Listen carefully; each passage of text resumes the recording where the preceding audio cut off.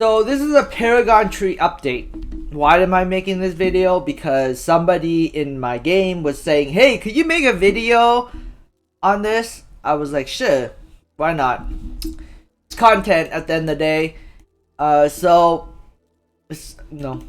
If somebody wants me to make a video about something in Diablo Immortal, I will make my best attempt. So he just basically wants to see how to spec.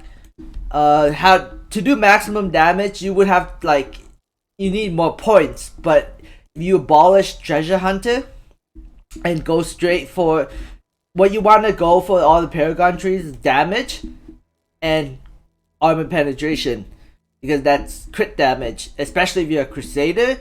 Because as a crusader, you get a huge amount of bonus from crits because you have banner guarantees crit. Also, if you're a barbarian, you also gain a huge amount of damage boost from armor penetration because barbs crit a lot, crusaders crit a lot, necros kind of crit a lot with their force set piece. But yeah, those are three classes that you kind of want armor penetration for, but mostly try to go for damage on every single tier. Also, this is really useful, and this is also very, very useful if you want to do damage with Vanquisher. Vanquisher is pretty good because you do 5% increased damage done to monsters. On top of that, when you kill stuff, you get more attack speed and more damage. So that one's really good for like a solo scenario.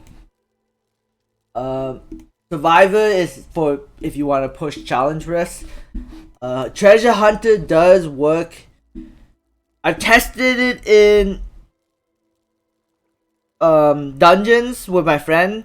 He would run Treasure Hunter and I wouldn't, and then I would switch over to Treasure Hunter. Every time he uses Treasure Hunter and I don't, he usually gets a little bit more loot than me. Like he would get a little bit more scrap, a little bit more yellow dust or orange or whatever dust, bilingual dust or whatever it's called.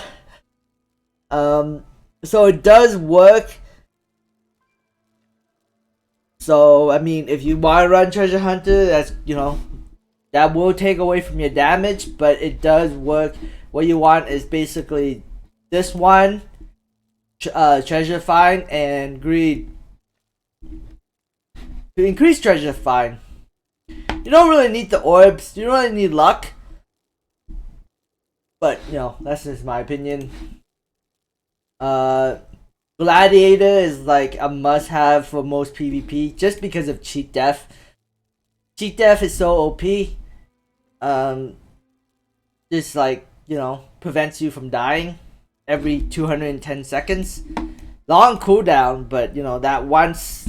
Yeah, I think it's like a good to have.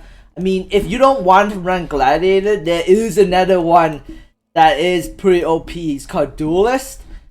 If you're a range class, you could do quite a bit of damage with Duelist. Right, you increase your crit by 10%, and you increase your damage by 10%. Oh, increase damage you deal to monsters by 10%. Oh, it's to monsters only. Okay, never mind.